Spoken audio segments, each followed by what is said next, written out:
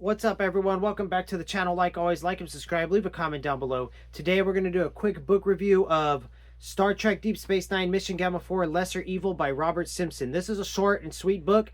It concludes the Mission Gamma series. It's basically still the beginning of the series, the series I'm following, curated by the fans for newcomers of Star Trek. If you haven't even seen the show or read any of the books, you can follow this list. It'll be linked in the description below. Hopefully we remember to put it this time. If not, I'll pin it in the comments. So this book was really good. Let me button up my top button. Everything's, my tattoos are just showing today. This one was a definite 10 out of 10. It was super good. I'm sorry for the barcode sticker on the front. That's real sad. I tried to peel it off, but I was having no success. So as you know, at the end of book 3, Shakaar is basically assassinated by somebody that was supposed to be a good guy. Well, guess what? You're about to learn everything in this book. So Deep Space Nine is in chaos and disarray because of that. They're looking for Guard, who was the assassinator. And then at the same time, you know, that's Rose doing that. Not much Quark in this book, to be honest. It was a lot of Ro on Deep Space Nine. And Tyranitar was a little bit more active in this one. Would have liked more of him and more of Quark, but whatever. So they're looking for Guard. Kira gets called to go aboard the what was the name of the ship? I don't remember. Anyways, with Captain Elaine Mello and her commander Montenegro, and she's going to the planet Trill, or where the Trill, you know, lived, the planet, because I can't remember why she's heading there, but anyways, they found in Shakaar's body, it was basically like the opposite of a symbiont, where, like, you know, in Dax she had the symbiont sac. This thing was a parasite and it took him over. So Kira and them are heading to Trill, I think, because they're trying to find out, because the parasite is like, they know it's basically like the arch nemesis of the Trill, the symbionts in the Trill. So she's going to do that. That covers that part of the story. Then you move on. There's a little mini story going on. Miles O'Brien is visiting Judith Sisko and her father, and you know, he's still hung up about his son being lost in the wormhole, which is the reason why I'm gonna read one of the Boo's Gotta Go.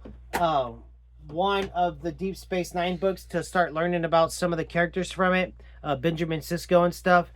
That's coming up after I finish a TNG novel. Anyways, before I get too sidetracked, so he's visiting them, trying to basically, you know, get the father to come to, you know, stop being such an angry person, and all that leads to just Ben Sisko's father's like, I want to go to Bajor, or Bajor, however you say that planet's name. So I guess that means something. I wouldn't know because I haven't watched Deep Space Nine, but I'm thinking in the beginning of Avatar Book 1, it explains why he's such an angry person. There's little summaries in this, so I just don't remember because it's been so long since I read that one back in November. But anyways, that doesn't deter from how amazing the book is. So that's the little mini story, and then the two other things going on. Oh no, I spoke about two of them in one, with Kira on the one ship and then Ro tending to Deep Space Nine. Okay, my bad. So then you're on the Defiant with Vaughn and crew. Well, hello, they stumble upon a big old wreckage where they find a founder of the Jem'Hadar still alive after like a few years, and within the wreckage is a Borg ship is wrecked, and guess what they find among the Borg, the dormant Borg?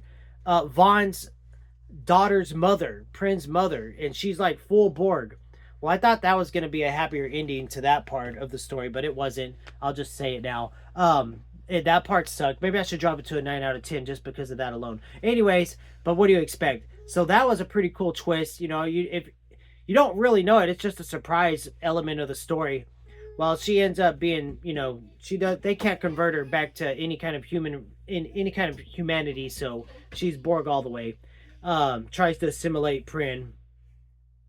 And then right towards the end of the book, Defiant, you know, all this is going on. It's super short, so it all just flies together. But right at the end of the book, it was really good. Whoa, things tripped out in the house. Right in the last few pages, guess who comes back? They board the Defiant off of another ship. Jake Sisko, who disappears in Avatar Book 1.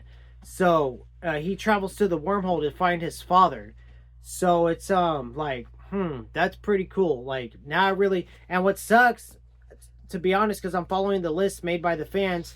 Next up is Rising Sun, but no, not really. Next up in the series is Homecoming, Farther Shore, Death and Winter, and Resistance, then Rising Sun. So I have a way, I'm sure stuff that's happening in Rising Sun ties into the 4 books before it. So I'm excited to get to that. But this book was amazing. 10 out of 10. I loved it. I highly recommend it. I highly recommend you follow the series that will list in the description. It's been such a fun ride. And I can't wait to watch Deep Space Nine, the show, when we finish The Next Generation, which will be, sometime this year. But like and subscribe, leave a comment down below, and let me know what you think of the reviews. The Star Trek books will keep coming slowly. I'm not reading as much as I was. I'm doing too many things at once nowadays, but I'm still gonna read them. And Star Wars will be back.